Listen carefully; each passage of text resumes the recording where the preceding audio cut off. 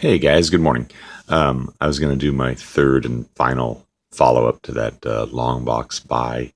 I just triple skimmed through it for the final time before I kind of squirreled it away and pulled out just a couple more things. Nothing super major, but I thought I'd just show it off to finish it. Uh, there was in there a bunch of trade paperbacks, older ones, and there was this Mr. Miracle trade. I guess there was 3 trades that were out from Eclipse Comics at one time. This is book 3. Only reason I'm showing this is just to kind of make people aware. I looked this up online and it has some value. So, I mean, if people stumble on it in the wild, it may be something you want to pick up. It didn't have book 2 in the set, but there's book 1 to the trades as well. Here's Batman Darkest Night. It's a what if Batman became Green Lantern storyline, prestige format. I also pulled out just a few more of these to finish showing off the Apocalypse tie-ins. So there's Astonishing X-Men 3 and 2.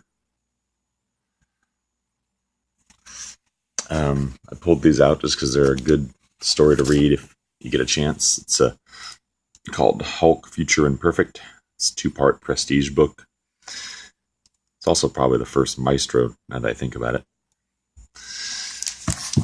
And also, as far as Apocalypse tie-ins goes, people might not think to look at a Hulk comic, but this 456, it's got Hulk as War.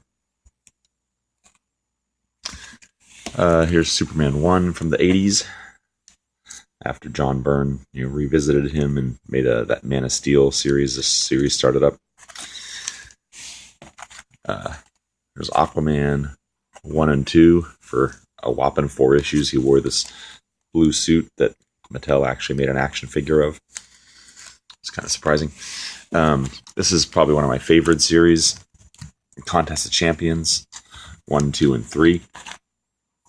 It's just the Collector, who we saw in Guardians of the Galaxy here, and this unknown character who ends up being Death at the end of the issue, pick a bunch of superheroes to fight for them on teams. So they have 2 teams of 12, and they do 4 story arcs where the teams battle it out. And it's actually the first appearance of a lot of these never reused characters like Talisman and Shamrock, and the Collector Man or something is like a Chinese character. But it's a good story, good art. So just a fun thing. Also in the bias stuff, there was the full run of Marvel Universe, which was basically what I used when I was collecting comics as a kid to help me tell what first appearances and stuff were, long before Wikipedia and things like that. Also a full run of Who's Who, which was DC's version of it. I pulled this particular one out to show because it's a Todd McFarlane cover. So, I mean, if you wanted to get Todd McFarlane drawing Power Girl or Question or these other obscure characters on here, it's kind of neat. I even marked this page here. He does some of the interior things. Here's Mr. Bones borrowing Spawn's cape. Then I was going to show off the Predaking. We finally got him built over Christmas as well. Really large figure, like him a lot. He, all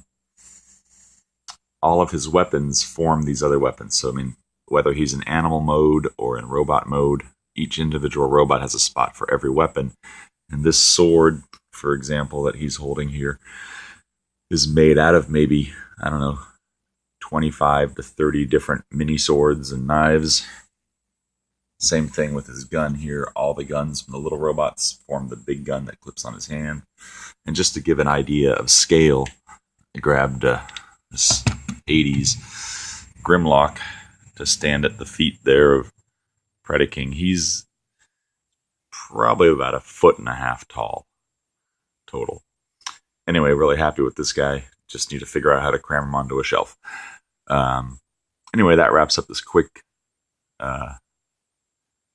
final episode of the long box comic buy. Anyway, all right, guys, take good care out there, and I will talk to you soon.